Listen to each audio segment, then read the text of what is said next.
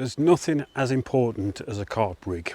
At the end of the day, if you haven't got a rig on, you can't catch any carp. Today, I'm going to talk to a man that knows more about carp rigs than anybody else I know. And that man is Mr. Frank Warwick. And today we're going to talk about a rig that a lot of people are talking about at the moment, and that's the shot on the hook rig. Let's see what he has to say. Nice shoot. How are you? Yeah, I'm all right, mate. How are you? Yes, I'm good, thanks. Great. Well, rig time. We're here at Dawford Pools. For those of you who want to know, it's controlled by Ed Matthews if you want to book on exclusive holiday. It's a small little lake with a little island. We're on this island. There's quite a few fish in here, but It's in Shrewsbury as well, by the way, isn't it? yeah, it's Shropshire, Staffordshire border, isn't it? Sorry, yeah, Shropshire, yeah. Yeah. So we're here today to talk about a particular rig that a lot of people are talking about at the moment, and that's a shot on the hook rig. It's been a long time, hasn't it? It's been. Yeah, well, we might as well go back to the beginning. We were on the Birch Winter Syndicate together, weren't we? Mm-hmm. And I remember it like it was yesterday almost, but it was 24 years ago. Yeah. When we did a count back, it was 2000, wasn't it? Yeah. And we've always been into rigs, you and I. Yeah. Bait, everything, the full, gamut of sort of coming up with stuff. And I think we both considered sort of thinking outside the box type of anglers, aren't we, really? And I'll try to be, yeah.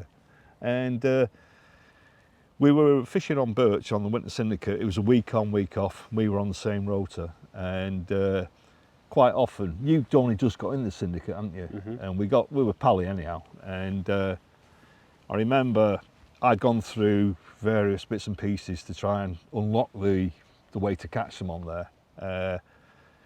A bit of a carry on until I'd actually found out what was working. It was wafters on long shank hooks on a blowback rig.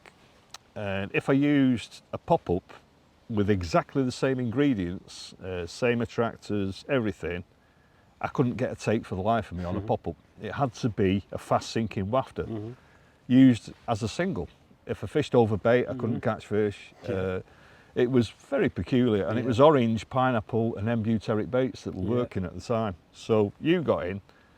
You quickly changed me onto that. Yeah, I says, listen, mate, let's cut to the chase. I'll show you what I've been doing. And that's how we got sort of talking and coming up with innovations and stuff. And quite often I'd give you a Bellerford caught one, because you lived at Hughes' place, didn't you, round the corner. And it was an excuse for saying, you're not going near the fish and chip shop. Yeah, it was always, you get the phone call and it was like, are you coming down? And I'll go, yeah, I'll come down. Do you want some chips? Yeah. So I'd go into Bass Church and I'd get a bag of chips, and we'd sit there putting the carp fishing world to rights. And on that particular occasion, we were discussing the finer points of the rigs, and I was saying, I'd always had this idea of if a fish mouthed your bait, it unclipped from the weight and would just slowly lift up as a pop-up in front of it. And often, that movement creates that pounce on it. Yeah. And we were discussing that, and it was also, we were talking about, what about if you haven't got wafters that are fast sinkers and you've only got pop-ups with you? And we were trying to come up with a way where you could fish a pop-up very, very close to the bottom. A low-level pop-up. Yeah, and we were trying to work out the small details. But the hook needed to be in a prone position, because you can still fish a pop-up and put a shot on their hair. Yeah. And it's still a pop-up. Yeah. But we wanted the hook to be in that prone position. And we wanted it to drop into the floor of the fish's mouth. Yeah. So it needed some kind of weight. Yeah. Or some separation for it to drop in on the ejection, so it was always lower than the bait as it went out. And we got in my tackle box, we were messing about, and I remember you said, how about if we have the shot on the small loop of braid, and you blobbed it, and we messed around with it, looked at it, and there it was. And when we dropped it in the edge, didn't we? And even though the idea of, you wanted something for the hook to dislodge and pop up. And it was a big loop to start with, but there was no way of getting that out there and casting it. That's so right, we got it down to a very small one that trapped behind the barb. Yeah. And when we dropped it in the edge and saw it, we both looked at each other and we went, yeah. Do you know something? That could be the one. I mean, and it worked, didn't it? But It did work. I mean, we already had the winning formula as it happened, because we were getting them on the Yes. wafters and stuff, on the Yes. long shanks, which a lot of people just weren't using. No. And so we didn't have to switch to that. But when we started fishing other places, we were trying it, weren't we, and getting feedback and that, and it was super effective. There's no doubt about that. I mean, there's a lot of people, when I've shown it people in the past, they've gone, nah, you can't do that. That's not going to work, because I think there was a mental block with the fact that you've got a shot that's sliding on where it should be, you know, Touching the floor of the fish's mouth. And because it slides, it moves out the way. It doesn't hinder the hook. It shifts out the way completely, perfectly. And we know this now because we've had 24 years of people using it.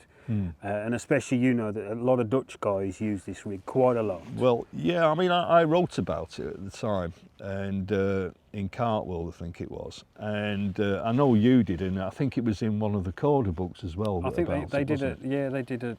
I don't know if it was like a special one they did. It was a good few years after we'd done it was a nice mention. They mentioned us both that, you know, developed at Birch. That's right. And Yeah, but I was with PB Europe for a while in the past, and I remember we had a product meeting, and I was sat with Koen Coops and Pete Vogel, I think, was there, Ronnie de Groot, and I said, what about doing basically a moulded kicker? So that was on their list of products to do.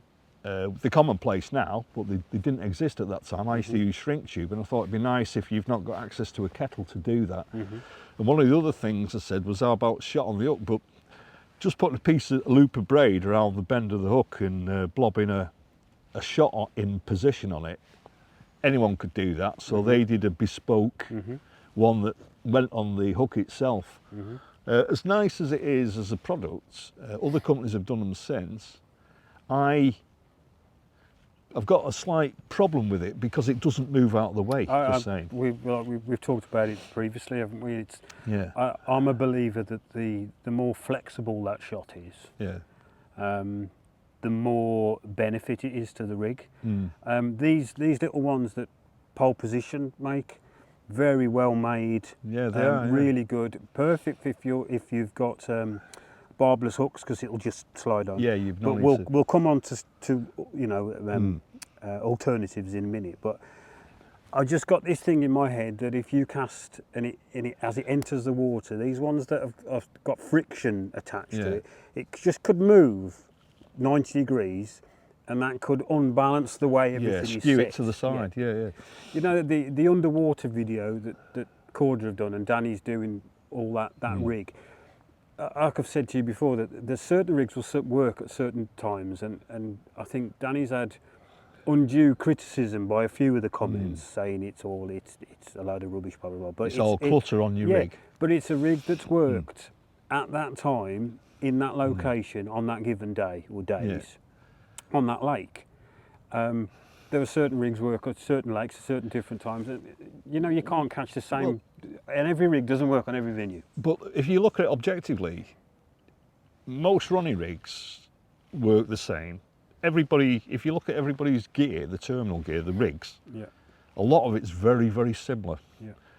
The fish can use the bait to dislodge the rig. If it's a pop-up, it's moving around the top of the mouth in a volume of water, so the hook isn't dragging on the floor of the mouth the same. It's all about the rig actually getting a grip fast while it's in there before the fish expels it with a mouthful of water. So if you can have that rig doing something unexpected and giving it more time in contact with the flesh, it's obvious that it's going to give you that beneficial extra dimension to the rig. So for all those out there that don't really care about rigs and think that any kind of stuff on the rig like that is clutter, crack on. If you're happy, fine. This is for people that actually want the explanation of our original thinking of why it made the difference. And I think that's an important factor. You know, if you buy into it, great. If you don't, fine. But it definitely does mechanically, physically, a different thing, which is sometimes that small few percent is all you need to make a big difference. And I think that's key to that rig. And probably a lot of people say, well, why haven't you been using it solidly for 24 years? And if I have to think about that, I'd hold my hands up and go, why aren't I still using an anchor rig? I caught hundreds of fish on that at the time. It was super effective. Why don't I use the chod rig all the time, or the short rig as I used to call it? Why don't I do this? It's a good question, but you get in a different vein of angling on different situations, and sometimes you forget things that was uber effective and you don't know why you moved on. It's like having a winning bait. You know, you might have had to say activate or something like that. You're catching tons of fish on it, and then an angler will just switch off it because they want a new smell and a new thing to try, even though that bait was catching tons of fish. So you can't always quantify why you left a winning formula behind. But the fact is, if you've not tried it, try it before you dismiss it. I mean, Danny Fairbrass, when he was using it on that thing, I don't think it's contrived. I don't think, some people said, oh, it was all getting to a point to try and sell something. I actually don't think it was. Because it was a Heath Robinson way that he'd set it up. You know, it isn't quite like what we use, but it was effective, and he caught those fish, and he seemed very convinced with it. And, you know, it's got us all talking, and it's got the interest back, so there is something going for it. And I think that's just what we're here to talk about, isn't it? To go back to that original one. Yeah. And you've bought a couple here. That's right. To show us. I've got our versions. We've got the version that we use straight from the off. From the beginning, and we've got a version that you can use if you're on a water where you've got to use barbless hooks. Yeah. You know, that could be a problem. With our particular version, you have to adapt it. Yeah. And then you've got your versions, haven't you? That. Yeah, on a big Ronnie, big hook, big bait Ronnies, and I've got one for a small little waftus on a small hook. They all work exactly the same, don't they? Here's a question for you. Have you messed around with the size of the shot? I mess around with the size of the shot depending on the size of the bait that I'm using. So it is a counterweight. Yeah. Whereas some people might think it's just an extra weight for the hook. Say, you know, you could already have a hook bait that's balanced, but it just sits nicely on the deck. But it's a lot lighter than a freebie. Yeah. Then you can put a smaller shot on, because you're only making that point heavier than what it is. Yeah. It's like, there's a few people have mentioned that this weighted on a hook's been done, you know, in the 80s, and we've spoken about it. There's another chap that really got me into carp fishing, Rob Malin. Yeah. And he's talked about a rig in, I think it was Basil's Bush, and it was from the season, I think it was 89 to 95, or 85 to 90, whatever it was. And he developed a rig called the weighted drop hook. Right. And it was and we'll put a picture up so you'll be able to see what it is. But the hook hung down with some putty on the bend of the hook, and the hair came out backwards at the top, with the boilie on the top of that. So he had visions of a weighted hook. So he was thinking on, you know, similar lines, for the weight to go down, and not when it gets ejected, because it's heavier. You've only got to catch that little bit of the point, and you've got them.